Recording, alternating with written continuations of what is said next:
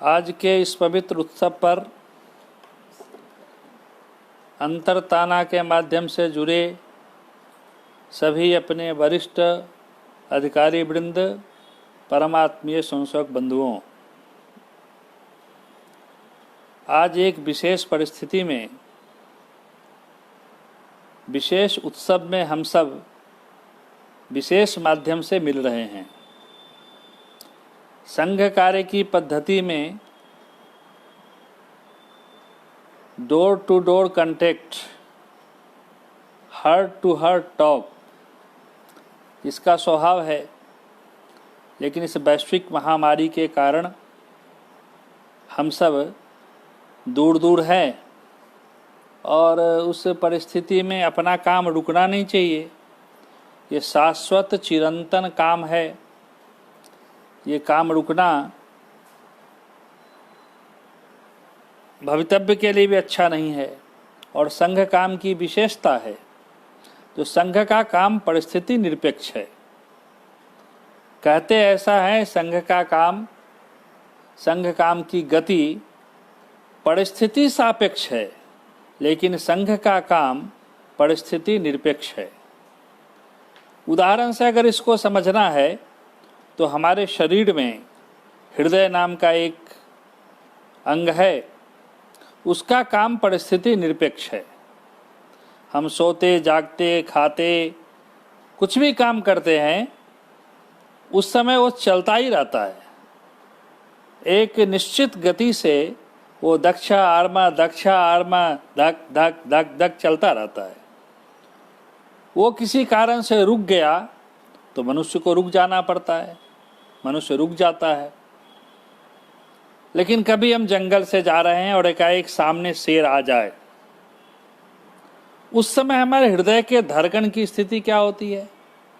तो गति बहुत तेज हो जाती है। वो इसलिए तेज होती है, जो बताती है जो अपने सुरक्षा का प्रबंध करो। ऐसे ही संघ का काम परिस्थिति निरपेक्ष है। चाहे परिस्थिति कैसी भी आएगी, अपना काम रुकेगा नहीं। लेकिन इसकी गति, जिस प्रकार से समाज के अंदर समस्याएं बढ़ रही है, कठिनाइयां आ रही है, उसमें हम सबको गति बढ़ानी पड़ती है। हम गति बढ़ाते भी हैं। उसके लिए जो जो करना पड़ता है सब करते हैं। आज एक विशेष परिस्थिति है, लेकिन संघ के स्वयंसेवकों ने अपने काम को छोड़ा नहीं। परिस्थितियां बदली, हमने अपने काम के स्वरूप को बदल लिया। मैदान में हम शाखा नहीं लगा सकते हैं आज की परिस्थिति में, तो हमने पारिवारिक शाखा शुरू की। और बहुत सोच समझकर, योजना से हुआ ऐसा नहीं है। तुरंत स्वयंसेवकों ने निर्णय लिया कि भाई अपना दैनंदिन का जो काम है, दैनंदिन की आराधना है, साधना है, इसको बंद हमको नहीं करना है। इसलिए पारिवारिक शाखा शुरू हो गई। उस पारिवारिक शाखा में प्रयोग स्वयंसेवक कर रहे हैं, उसके वीडियो भेजते हैं, कुछ लिखित भेज रहे हैं। तो उसमें देखते हैं कि हमारे स्वयंसेवक की कल्पकता कितनी है, कैसे अद्भुत अद्भुत नए नए प्रयोग उसमें कर रहे हैं व्यक्ति निर्माण की प्रक्रिया के लिए। तो ये चल रहा है। लेकिन अपना जो शाश्वत काम है, इसमें कुछ भी रुक नहीं रहा है, सब कुछ चल रहा है। उसी कड़ी में आज राष्ट्रीय स्वयंसेवक संघ के 6 उत्सवों में से एक उत्सव, गुरु पूर्णिमा के उत्सव के लिए स्थान स्थान पर छोटे छोटे कार्यक्रम भी आज हुए हैं। और इस प्रकार से ऑनलाइन बौद्धिक वर्ग का भी आयोजन लोगों ने किया है। संघ का जो उत्सव है, ये राष्ट्रीय स्वयंसेवक संघ द्वारा निर्मित कोई भी उत्सव नहीं है। अपने समाज में चल रहे जो उत्सव पहले से थे, उसमें से राष्ट्रीय जीवन को प्रभावित करने वाले कौन कौन से उत्सव ऐसे हो सकते हैं। वैसे तो सबका सब उत्सव अपने महत्व का है, लेकिन उसमें से संपूर्ण राष्ट्रीय जीवन को प्रभावित करने वाला उत्सव कौन कौन सा है, उसमें से 6 उत्सवों को चुनकर संघ ने अपना उत्सव मनाया है। उत्सव क्यों चाहिए? तो हम सबको मालूम है, अपना देश उत्सव धर्मी देश है। उत्सव की रचना इसलिए होती है जो मनुष्य के जीवन में उत्साह का संचार रहे, नहीं तो एक ही प्रकार का जीवन जीते जीते नैराश्य में व्यक्ति जा सकता है। क्या है, वही कमाना, वही खाना, रोज उठना।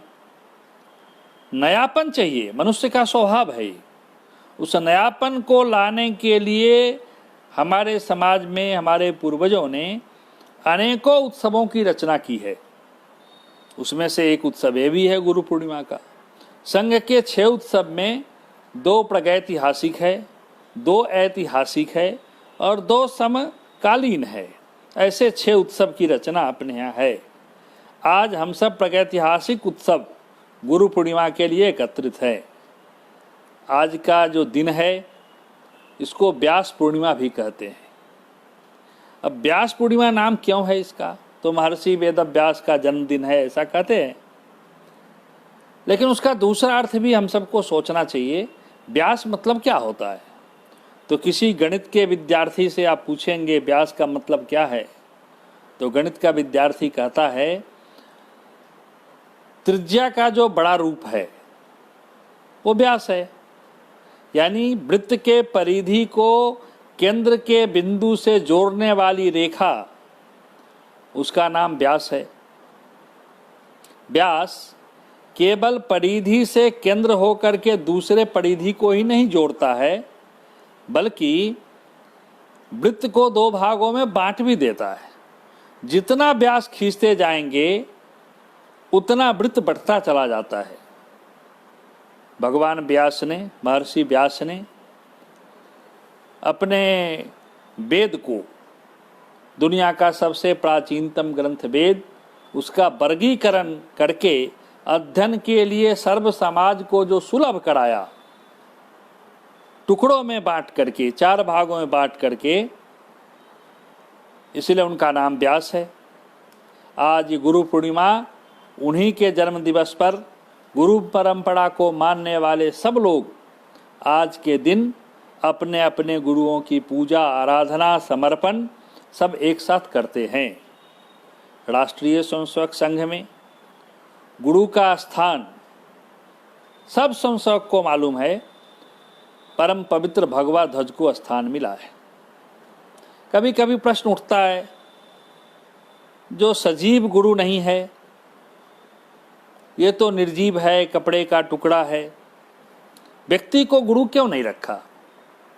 तो दुनिया के इतिहास का जब हम अध्ययन करते हैं तो बात ध्यान में आती है, अपने समाज या दुनिया में कोई भी व्यक्ति कोई बड़ा काम अगर किया है तो उसके जीवन में तत्व की प्रधानता रही है। तत्व के पीछे वो व्यक्ति चला है तो समाज के लिए एक नया अवदान दे सका है।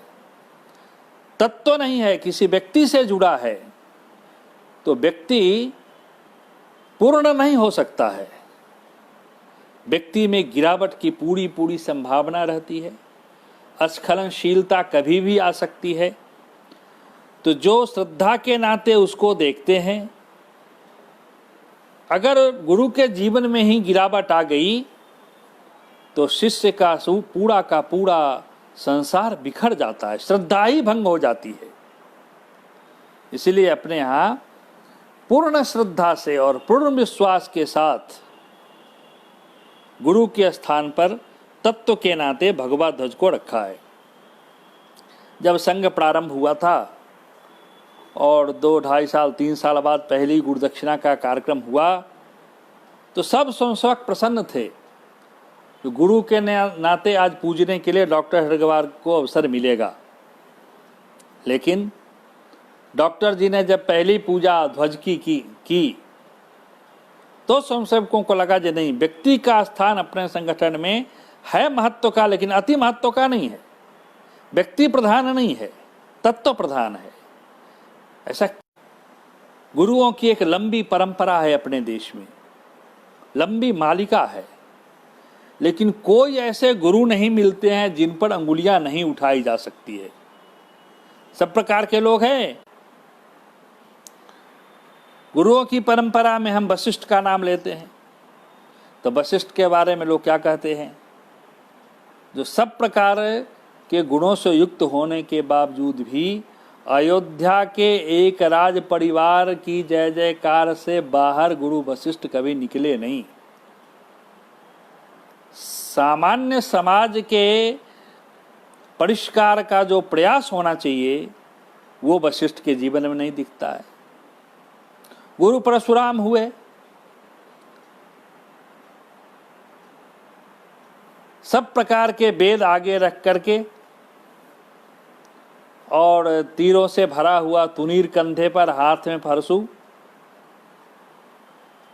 कहते हैं 16 बार 13 बार 14 बार कितना पृथ्वी को क्षत्रिय विहीन किया, किसको किया मालूम नहीं, लेकिन कहने वाले कहते हैं कि एक बार भी उनका परशु रावण की तरफ नहीं उठा, क्योंकि रावण भी ब्राह्मण था, वो भी ब्राह्मण थे। ऐसी अंगुलियां उठती है। विश्वामित्र जिन्होंने राम के जीवन में रामत्व उत्पन्न कर दिया, अगर विश्वामित्र नहीं मिले होते तो राम भी एक राजा बनते, समाप्त हो जाते, भगवान का दर्जा उनको प्राप्त नहीं होता। विश्वामित्र के कारण जिस बालक में असाधारण गुणों से युक्त होकर के वो भगवान की दिशा में चल पड़े, समाज ने उनको भगवान मान लिया, वो गुरु विश्वामित्र के कारण हुआ। उन विश्वामित्र के जीवन में भी गिरावट का दौर दिखता है। राम तो एक राज परिवार में जन्मे थे, राजा बनते, लेकिन भारत का राजा कैसा होना चाहिए, समाज को देखने का दृष्टिकोण, परिस्थितियों को आकलन करने का सामर्थ्य एक राजा में कैसे आएगा, तो केवल राज परिवार में बैठने से नहीं आएगा। उस राजा को समाज में निकलना पड़ेगा, समाज को नज़दीक से देखना पड़ेगा। इस हेतु को लेकर के छोटी अवस्था में ही विश्वामित्र ने राम और लक्ष्मण को यज्ञ की रक्षा के लिए करते थे। स्वयं गुरु थे, लेकिन भविष्य का राजा कैसा हो उनके मन में एक कल्पना थी। इसीलिए यज्ञ रक्षा के नाम पर जब दोनों बालक को लेकर चलते हैं तो अपने देश का इतिहास, समाज की परिस्थिति सब दिखाते हुए चलते हैं। थोड़ा सा अवलोकन हम सब करें। एक ऐसे स्थान पर ले जाकर राम लक्ष्मण को खड़ा करते हैं जहां हड्डियों के ढांचा का ढेर है। कौतूहलवश राम लक्ष्मण पूछते हैं, गुरुदेव ये कैसे हड्डियों के ढांचा का ढेर है? तो विश्वामित्र बताते हैं, जो पड़ोसी राज्य का राजा रावण, वो चाहता नहीं है आर्यावर्त का विज्ञान समुन्नत हो, इसलिए अपने देश के वैज्ञानिकों को मारकर उनके हड्डियों का ढांचा का ढेर एक स्थान पर रखवाया है ताकि आने वाली पीढ़ी डर जाए, कोई नया शोध ना कर सके। प्राचीन समय में तो ऋषि महर्षि ही हमारे वैज्ञानिक थे, शोध करता थे। अवस्था छोटी है राम लक्ष्मण की, इस समय मन में एक संकल्प जग जाता है और तुलसीदास ने लिखा, निश्चरहीन करो मही भुज उठाए प्रण किन्न। एक मन में संकल्प जग जाता है राम लक्ष्मण का, इस पूरे पृथ्वी पर से, केवल पूरे पृथ्वी पर से निश्चरों का मैं नाश करूंगा। आगे यज्ञ की रक्षा होती है, राक्षसी लोग मारे जाते हैं। सीता स्वयंवर के लिए वो चलते हैं जनकपुर। रास्ते में एक अहिल्या स्थान नाम का एक स्थान है। अहिल्या की कथा तो हम सबको मालूम होगी। गौतम की पत्नी अहिल्या, इंद्र के कारण उसको शापित होकर पत्थर बन जाना पड़ा था, ऐसी कथा है। पूरे रास्ते में अहिल्या की कथा को बताते हैं। गलती इंद्र की है, इंद्र ने दुराचार किया था गौतम का वेश धारण करके, और सजा कौन भुगत रही? तो अहिल्या। क्योंकि जनक के राज्य में अगर कोई विश्वविद्यालय चलेगा तो उसके कुलपति गौतम ही हो सकते हैं, लेकिन समाज कहता है जो जिसके परिवार में दुराचारी लोग हैं, ऐसे लोग हमारे कुलपति नहीं हो सकते। या तो उनको छोड़ें उस दुराचारिणी को, तो हमारे कुलपति रह सकते हैं, और नहीं तो कुलपति का पद छोड़ना पड़ेगा। गौतम को मालूम है अहिल्या दोषी नहीं है, लेकिन समाज के भला के लिए अहिल्या भी कहती है जो समाज की प्रतिभा पलायित न हो जाए, इसलिए आपको कुलपति का स्थान लेना चाहिए। अब पत्नी को छोड़ना है तो कैसे छोड़ना? तो जिस आश्रम में अहिल्या को रहना था वो नितांत अकेली थी, बरसों अकेली रही, इसलिए पत्थर जैसी बन गई। आज का विज्ञान पढ़ा लिखा छात्र जब कहता है पत्थर से कोई लड़की पैदा हो सकती है क्या, तो शिलावत थी, वो शिला जैसी थी, कोई बात करने वाला नहीं, किसी से मिलना नहीं, किसी से जुलना नहीं, तो अकेली चुपचाप बैठी रहती थी। विश्वामित्र ने राम को पहले तैयार किया, महाजनो एन गतः सपंथा। बड़े लोग जिस काम को करते हैं तो समाज स्वाभाविक रूप से उसको स्वीकार कर लेता है। आप अगर अहिल्या को पूजित करेंगे तो संपूर्ण समाज पूजित करेगा, और राम उस आश्रम में जाकर अहिल्या को पूजित करते हैं। उसके बाद जाते हैं स्वयंवर। सीता के स्वयंवर में राम पहुंचते हैं। सीता कौन है? मैं किसी भी प्रकार से धार्मिक भावना को कष्ट प्रदान करने के लिए ये बातें नहीं कह रहा हूँ, लेकिन थोड़ी तर्क की कसौटी पर हम सब कसें। जो सीता कौन सी लड़की थी? आज भी अनेकों सीताएं सड़क पर कूड़े के ढेर में मिलती है। ऐसे माँ बाप जो समाज के भय से उस बच्चे को स्वीकार करना नहीं चाहते हैं, खेत में हल्के नोक से कोई लड़की जन्म लेती है क्या? लेकिन ऐसी लड़की को किसने वरण किया? तो राजा जनक ने कहा जो किसी की बेटी नहीं हूँ, मेरी बेटी है, मैं राजा हूँ, और पुत्री जैसा पाल करके आने वाले संतति का कोई दोष नहीं है, इसलिए इसको वरण किसको करना चाहिए? तो दूसरे राज परिवार का श्रेष्ठ व्यक्ति राम को वरण करना चाहिए। इसलिए प्रत्यंचा चढ़ाने और उस धनुष के सब प्रकार के ज्ञान को विश्वामित्र ने राम को बताया। ये शंभु का धनुष किसी दुष्ट वृत्तियों को हाथ पड़ जाएगा तो दुनिया का संहार हो सकता है। प्रत्यंचा चढ़ाते चढ़ाते ऐसा बटन दबाना है जो ये धनुष ही नष्ट हो जाए, और वैसी सीता को वरण करते हैं राम। कहने का मतलब जितने प्रकार के मर्यादा का काम हम राम के जीवन में देखते हैं, सबको गढ़ने का काम विश्वामित्र ने किया, क्योंकि अपने समाज की परंपरा में व्यक्ति का निर्माण बिना गुरु के संभव है ही नहीं। लेकिन उन विश्वामित्र के जीवन में भी गिरावट दिखती है। एक त्रिशंकु नाम का शिष्य था, उसने कहा मैं सदैव स्वर्ग जाना चाहता हूँ। तो अपने तपोबल से त्रिशंकु को विश्वामित्र ने कहा जाओ। वो चला पृथ्वी से स्वर्ग की ओर। स्वर्ग की व्यवस्था ऐसी है नहीं जो सदैव कोई जा सकता है, तो स्वर्ग वालों ने धक्का दिया, तुम यहाँ नहीं आ सकते हो। गिरते गिरते उसने चिल्लाया, ऐसी कथा आती है, गुरुदेव मुझे तो स्वीकार नहीं किया, मैं गिर रहा हूँ। तपोबल से त्रिशंकु को रोक दिया आकाश में, कहा अच्छा स्वर्ग ने हमारे भेजे हुए व्यक्ति को स्वीकार नहीं किया तो हम अलग से स्वर्ग की रचना करेंगे। तपोबल का अहंकार जग जाता है और अकेले स्वर्ग की रचना हो नहीं सकती है। इसलिए सब प्रकार के ग्रह नक्षत्र जीव जंतु का निर्माण शुरू किया, प्रकृति का संतुलन बिगड़ने लगा। सब देवी देवताओं ने आकर विश्वामित्र से प्रार्थना की, तब उन्होंने नए सृष्टि का जो काम था उसको रोका। ऐसी गिरावट ऐसे श्रेष्ठ गुरुओं के जीवन में भी दिखाई पड़ता है, उन पर अंगुलियां उठाई जा सकती है। राष्ट्रीय स्वयंसेवक संघ का काम जो पीढ़ी दर पीढ़ी चलना है, तो इस काम के लिए व्यक्ति अगर गुरु के स्थान पर होगा तो व्यक्ति तो मरणशील है, उसके बाद गुरु पद के लिए झगड़ा होगा। अनेक संस्थाओं में हम देखते हैं। तो यहाँ प्रारंभ से ही इन बातों का विचार किया। ये काम कोई 2, 4, 10 वर्ष का नहीं है, पीढ़ी दर पीढ़ी ये काम चलने वाली है। तो श्रेष्ठ तत्व के नाते कोई न कोई गुरु के स्थान पर होना चाहिए, और जिसको रखा वो परम पवित्र भगवा ध्वज है। ये राष्ट्रीय स्वयंसेवक संघ का ध्वज नहीं है। ये तो अपने समाज के प्राचीनतम समय से हमारे समाज के साथ जुड़ा हुआ ध्वज है। हिंदू समाज के पराक्रम के इतिहास का साक्षी है वो।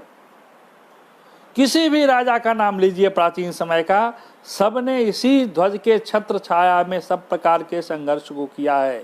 वो राम का काल हो, कृष्ण का काल हो, आधुनिक समय के राजाओं का काल हो, सब इसी ध्वज की छत्र छाया में सब प्रकार के संघर्ष किए हैं। संघ का स्वयंसेवक भी पूरी श्रद्धा और पूरे विश्वास के साथ इस ध्वज की छत्र छाया में अपने जीवन का निर्माण करता है। इसलिए साधारण सा शाखा में आने वाला व्यक्ति इस ध्वज की छत्र छाया में असाधारण गुणों से युक्त हो जाता है। वो क्यों होता है? तो क्योंकि स्वयंसेवक के जीवन में श्रद्धा और विश्वास जब समानुपाती होकर आता है तो वो स्वयंसेवक सामान्य व्यक्ति नहीं रह जाता है, असाधारण गुणों से युक्त हो जाता है। एक आंतरिक ताकत उस स्वयंसेवक के जीवन में आ जाती है। हम सबको मालूम होगा 1857 के क्रांति के बाद अपने देश में कोई संगठन शुरू होगा, कोई देश धर्म की रक्षा के लिए बातें शुरू होंगी, ये कोई सोच नहीं सकता था। ऐसी परिस्थिति में पंजाब में एक राम सिंह कूका नाम के व्यक्ति हुए। उसने कूका संप्रदाय शुरू किया। देश धर्म गौ रक्षा, ये तीन ही विषय उनके जीवन का महत्वपूर्ण काम था। अंग्रेजों को लगा कोई संगठन शुरू हो रहा है तो फलवती होने से पहले ही उसको समाप्त करना चाहिए। कूकाओं को पकड़कर उसने भरे मैदान में मंगवाया।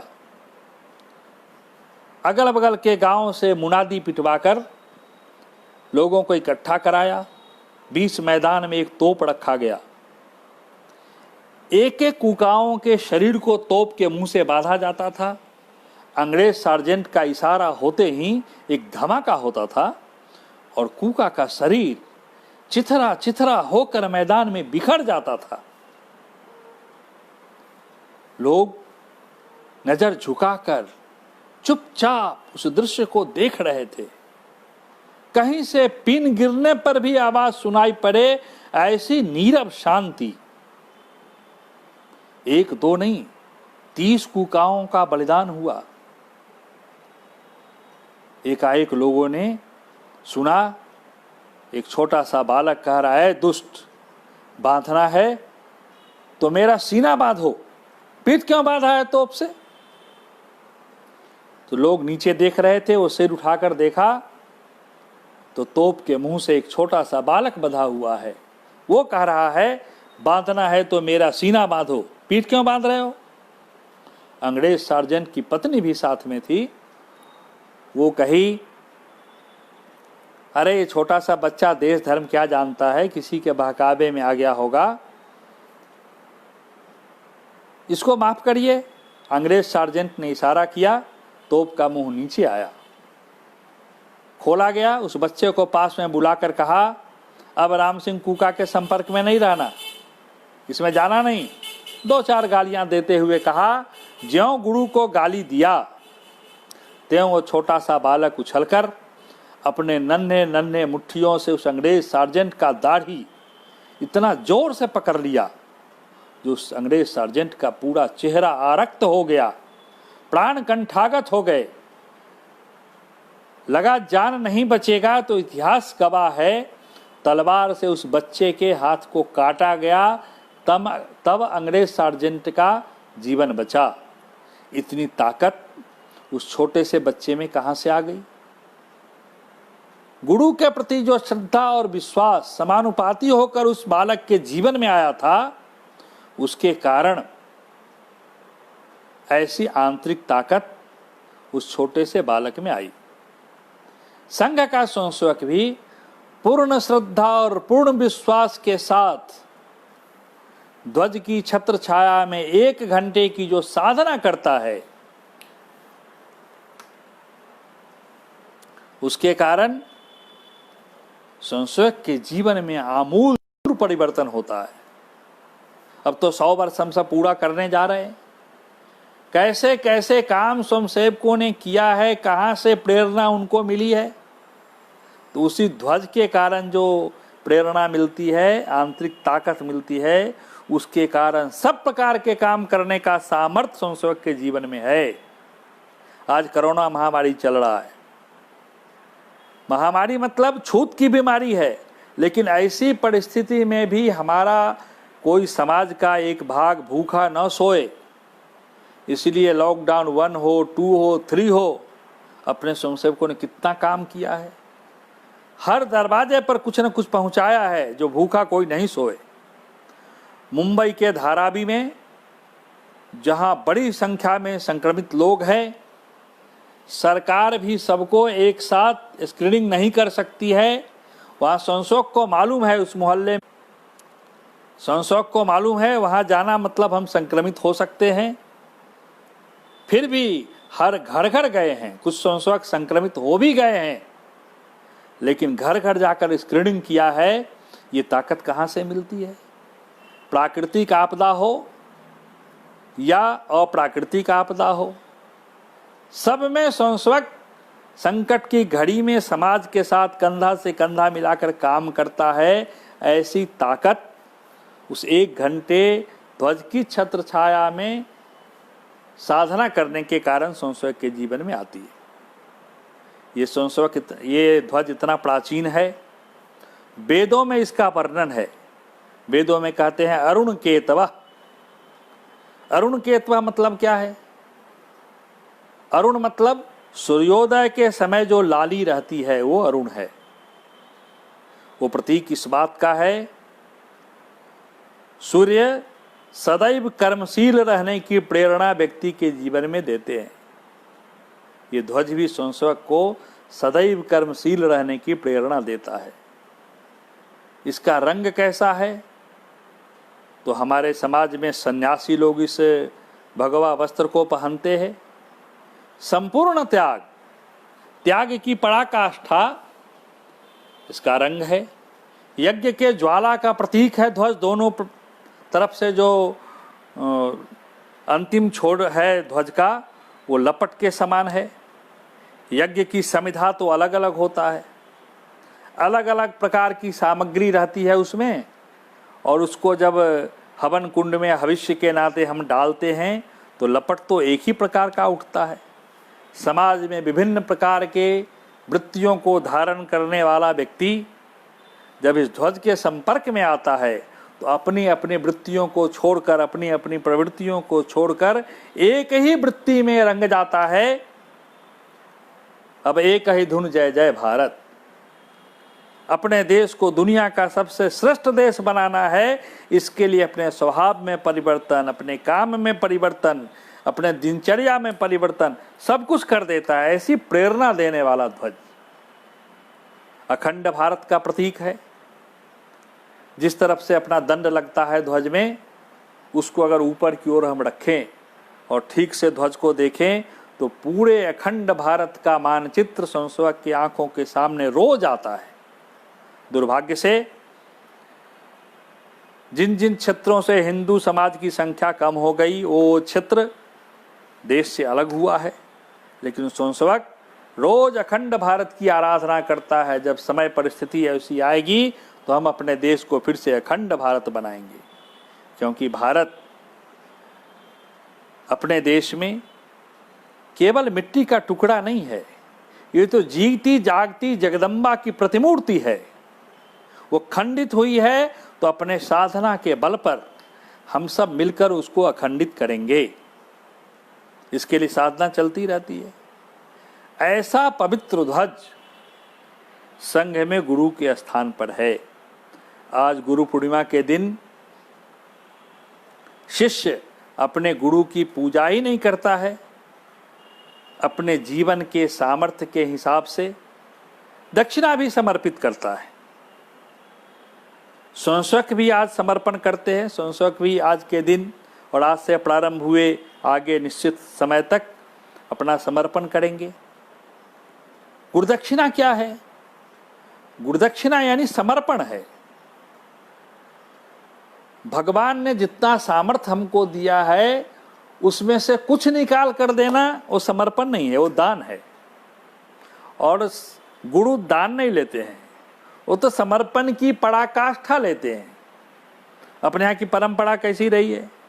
एक कौत्स नाम का एक व्यक्ति हुआ है अपने इतिहास में। कौत्स कौन था? तो जिसको कोई सामर्थ्यवान परिवार नहीं था, माँ पिताजी नहीं थे, ऐसे लोगों को एक गुरु उठाकर अपने आश्रम में ले गए, शिक्षा दीक्षा दिया, पढ़ाई पूर्ण हो गई। पढ़ाई पूर्ण होने के बाद सब लोग जब वापस जा रहे थे तो सब गुरु पूर्णिमा का दिन गुरु को प्रणाम करते थे और गुरुदक्षिणा के लिए आग्रह करते थे, गुरुदेव हमको क्या देना है? तो गुरुदेव कुछ बताते थे, आश्रम में ये कमी है, ये दे दो, वो दे दो, कुछ अपने मन से दे रहे थे। कौत्स भी सोच रहा था तो गुरु हमको क्यों नहीं कर रहे हैं?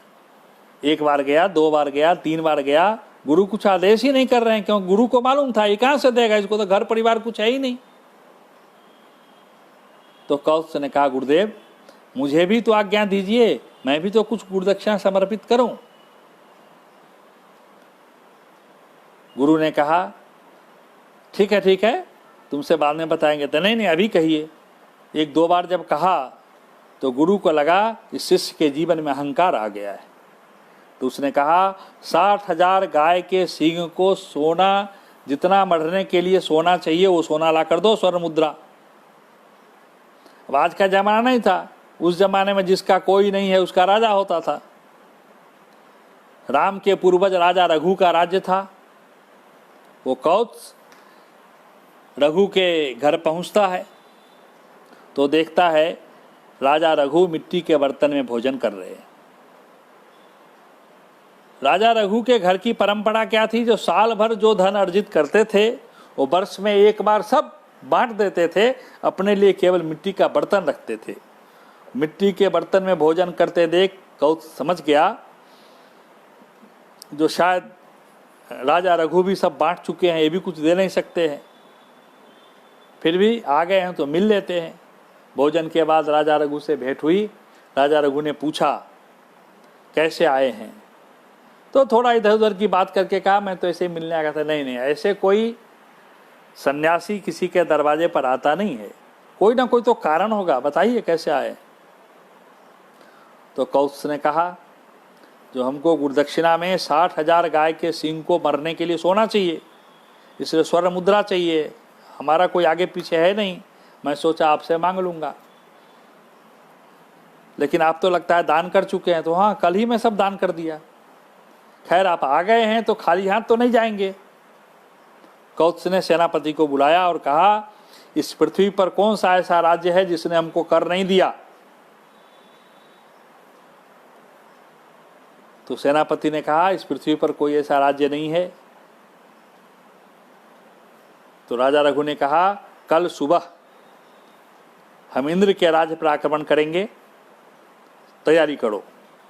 आज का जमाना नहीं था, जो विदेशी घुसपैठी आकर भारत में घुस जाते हैं मालूम ही नहीं पड़ता है। वो जमाना इंद्र का खुफिया विभाग कितना मजबूत था, इंद्र को मालूम हो गया जो कल सुबह आक्रमण होगा। तो इंद्र ने कहा, जो कारण क्या है, क्यों आक्रमण होगा? तो कारण बताया गया, जो 60,000 गायों को मरने के लिए जो सोना चाहिए, उतने सोने के लिए आक्रमण होने वाला है। तो कथा ऐसी आती है, राजा रघु के आंगन में इंद्र ने सोने के सिक्के की बरसात कर दी रात में। इसी के लिए आक्रमण करने वाले हैं तो आक्रमण की जरूरत नहीं पड़े। सुबह जब राजा रघु ने देखा तो आंगन सोना से भरा है, तो बुलाया कौत्स को और कहा, उठाओ सब ले जाओ। जितना सोना चाहिए उतना ही सोना कौत्स ने उठाया, 60,000 स्वर्ण मुद्राएं।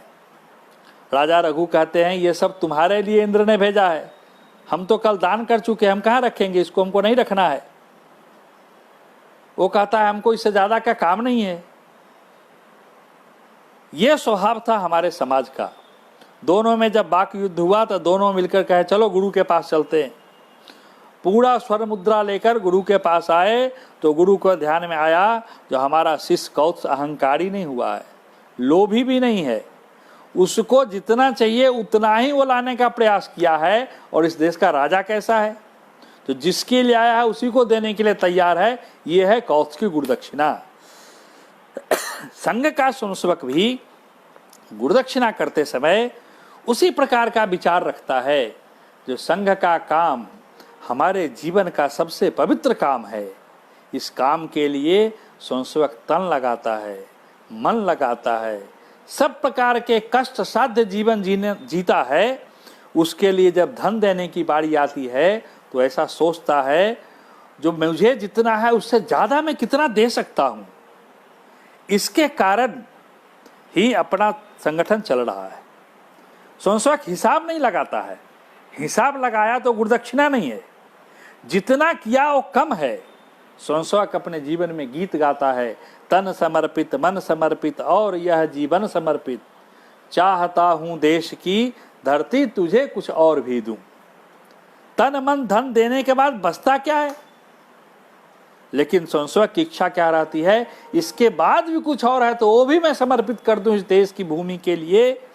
इस भाव से स्वयंसेवक समर्पण करता है, वो हिसाब नहीं लगाता है।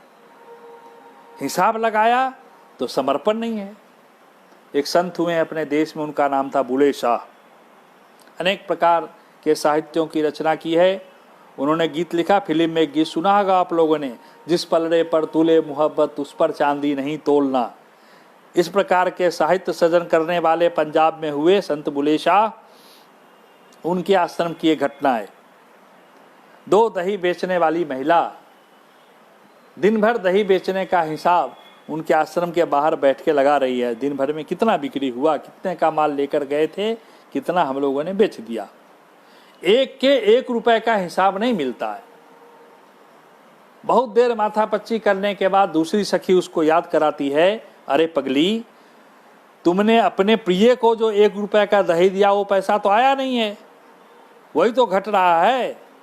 तो हंसकर कहती है, धत, अपने प्रिय को दिया हुआ चीज भी याद रखने का है क्या? उसका भी हिसाब करना है क्या? संत बुले शाह के हाथों से माला छूट जाता है। वो बाहर निकलकर आकर कहते हैं, जीवन के इस गहरे सच्चाई को तुम सब आसानी से समझ गई। मुझे लोग संत कहते हैं, मेरे प्रिय भगवान, भगवान के अलावा मेरा और कोई प्रिय नहीं है। तब भी मैं दिन भर हिसाब लगाता हूं कि कितनी बार माला घुमाया, और जितना माला घुमाया वो कम है। ऐसा ही भाव स्वयंसेवक अपने जीवन में रखता है, मैं जितना किया वो कम ही है, और रहता तो और मैं करता। और धीरे धीरे समर्पण की पराकाष्ठा बढ़ाते बढ़ाते स्वयंसेवक अपने जीवन को ही समर्पित कर देता है, पूरा जीवन इस काम के लिए लगा देता है। इसकी शुरुआत है गुरुदक्षिणा। गुरुदक्षिणा की परंपरा कैसी है? व्यक्ति निर्माण की प्रक्रिया में एक भी कसौटी अगर गलत हो गई तो व्यक्ति निर्मित नहीं हो सकता है, व्यक्ति के जीवन में गिरावट आ जाएगी। इसलिए कितनी छोटी छोटी बातों का विचार हुआ है, इसकी कल्पना कीजिए। हम गुरुदक्षिणा करते हैं, लिफाफे में धन लाते हैं और ध्वज के सामने समर्पित करते हैं। कोई नाम भी नहीं लेगा, थैंकलेस जॉब, कोई धन्यवाद भी नहीं बोलेगा, कोई मोटा गड्डी दे या छोटा दे, सब इस ध्वज की छत्र छाया में आने वाला गुरु के समक्ष सब समान स्वयंसेवक है। क्योंकि परंपरा कैसी है? लिफाफे में डालो। अगर लिफाफे में डालने की परंपरा नहीं होती तो क्या होता? एक स्वयंसेवक आता, सब स्वयंसेवक बैठे हुए स्वयंसेवक की आंखों से आंख मिलाकर देखता, जो सब हमको देख रहे कि नहीं देख रहे। ध्वज प्रणाम करने के बाद जेब से एक मोटा गड्डी निकालता और ध्वज के सामने रखता। ध्वज प्रणाम करके जब वापस जाने लगता तो सबके आंखों में आंख डालता हुआ वापस अपने जगह पर आकर बैठता। एक दूसरा स्वयंसेवक ध्वज प्रणाम करे, जेब में हाथ डाला, उसके जेब में फूटी कौड़ी नहीं है, दूसरे में डाला, सब में डाल रहा है, कुछ नहीं मिलता है, तो मुख्य शिक्षक कहेगा कोई बात नहीं, आप पुष्प से पूजन करके वापस अपने स्थान पर बैठिए। वो जब वापस आने लगेगा तो उसकी आंखें झुकी रहेगी, किसी की आंख से आंख नहीं मिलाएगा, और मन में क्या चलता रहेगा? जो गुरु के पूजन के लिए वर्ष में एक बार हमको अवसर मिला, समर्पण करने के लिए हमारे पास कुछ नहीं है, हमारा तो जीवन ही बेकार है। एक ही समय दोनों स्वयंसेवक के मनोभाव में दो प्रकार की बातें चलेगी। एक, उसको लगेगा मेरा जीवन बेकार है, और दूसरा लगेगा मेरे कारण संघ चल रहा है, देखो मैं कितना बड़ा समर्पण करता हूं। तो एक में अहंकार आ जाएगा, दूसरे में हीनता आएगी, व्यक्ति निर्मित नहीं होगा। गुरुदक्षिणा की परंपरा व्यक्ति निर्माण की प्रक्रिया में सहाय एक बड़ा अवदान है। दुनिया में ऐसा कभी आपने देखा है क्या, जो कोई व्यक्ति अपने पैरों से चलकर आवे, अपने जेब में जितना दमड़ी है वो निकाल कर ध्वज के सामने रखे, उसको कोई धन्यवाद भी नहीं कहेगा। किसी से धन लाना पड़ता है तो 5 बार जाना पड़ता है, 2 बार समझाना पड़ता है, तब प्राप्त होता है। संघ की परंपरा में स्वयंसेवकों ने अपने आचरण से समर्पण की ऐसी पराकाष्ठा खड़ी की, जो संघ इसी के कारण से किसी अन्य व्यक्ति के सामने हाथ नहीं फैलाता है। अपने काम के लिए स्वयंसेवक अपना प्रबंध स्वयं करता है, क्योंकि संघ का काम हमारे जीवन का अपना काम है। इसके लिए जो कुछ करना है हम सभी करेंगे, इस भाव से स्वयंसेवक सोचता है, इसलिए संघ चल रहा है। संघ स्वावलंबी है, किसी के ध्वंस में नहीं आता है, किसी के दबाव में नहीं आता है। स्वयंसेवक आता है तो स्वयंसेवक के दबाव में आता है, क्योंकि वही उसकी पूंजी है। और स्वयंसेवक मानता है संघ का काम हमारा अपना काम है, इसमें जो कुछ आवश्यकता होगी वो सब हम करेंगे, और करता है, इसलिए संघ अभी तक चल रहा है। पैसे से संघ नहीं चलता है, संघ चलता है स्वयंसेवक के कारण। और स्वयंसेवक इस काम को अपना मानता है। स्वयंसेवक महसूस करता है कार्यालय छोटा है, बड़ा होना चाहिए, तो समर्पण भी करता है, कार्यालय भी बनाता है। स्वयंसेवक सोचता है आज के आधुनिक समय में जल्दी जल्दी भाग दौड़ करनी चाहिए, तो साधन उपलब्ध कराता है, नहीं हमारे प्रचारक को गाड़ी चाहिए। सब स्वयंसेवक सोचता है, इसलिए होता है, संघ कुछ नहीं सोचता है। ये है गुरुदक्षिणा का कार्यक्रम। लेकिन केवल गुरुदक्षिणा का वर्ष में एक बार कार्यक्रम करने से अपने कर्तव्यों की इति सिरे नहीं होती है। कर्तव्यों की इति सिरे नहीं है, शुरुआत है। समर्पण की पराकाष्ठा समाज के लिए हमको करनी है, और जैसा हम सब चाहते हैं वैसा समाज हमको गढ़ना है। आज तो प्राकृतिक अप्राकृतिक आपदा में समाज हमारी ओर निगाह खोलकर देख रही है। यही लोग हैं जो भला कर सकते हैं। हमारी छवि बनाई गई है मुसलमान विरोधी है, लेकिन इस कोरोना काल में अनेकों मुसलमान के घर में हमने राशन पहुंचाए, उनसे कोई पूछे संघ का काम तो वो अब कहना शुरू किया है। जम्मू कश्मीर में कितने मुसलमान के घरों में स्वयंसेवक साधन लेकर गए, राशन लेकर गए। अब वो आरएसएस जिंदाबाद, भारत माता की जय का नारा लगाते हैं। वो अपना नाम बड़ा करने के लिए संघ का काम नहीं चल रहा है। ये काम तो कुल मिलाकर इसलिए चल रहा है जो अपना देश दुनिया का श्रेष्ठ देश बने, उसकी प्रारंभिक शर्त है सुसंगठित समरस हिंदू समाज। हिंदू समाज जब कहते हैं तो केवल पूजा पद्धति से नहीं, हिंदुस्तान में जन्म लिया हुआ हर व्यक्ति हिंदू है। भारत का समाज अगर समरस हुआ, सुसंगठित हुआ, सुसंबद्ध हुआ, उसके आधार पर दुनिया का श्रेष्ठ देश भारत बनेगा। जो बनने की प्रक्रिया में हम चल पड़े हैं, अपने परिश्रम का परिणाम हम सब इन्हीं आंखों से थोड़ा थोड़ा देखना शुरू कर दिए हैं। थोड़ी गति अगर हमने और तेज की तो इन्हीं आंखों से, इसी शरीर में हम सब अपने देश का वैसा चित्र देख सकेंगे। वो देखने में हम सब सामर्थ्यशाली हो सके, भगवान ऐसी ताकत दे, ऐसा एक निवेदन करते हुए मैं आप सब अपनी वाणी को विराम देता हूँ। धन्यवाद।